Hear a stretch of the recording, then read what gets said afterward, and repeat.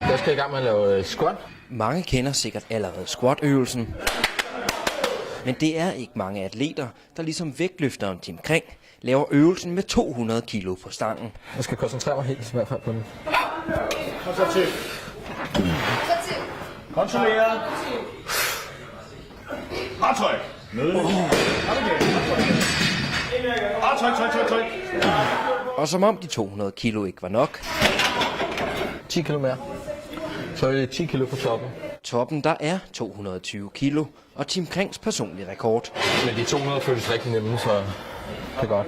Inden de 210 kilo skal nappes, skal der lige gang i lårene.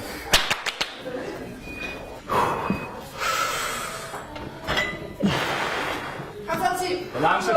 Kontrolleret ned. Tryk. Må jeg ikke tænde til? Kom igen. Tryk.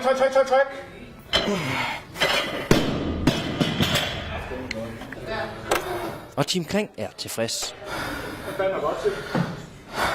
Det er tangering i toeren.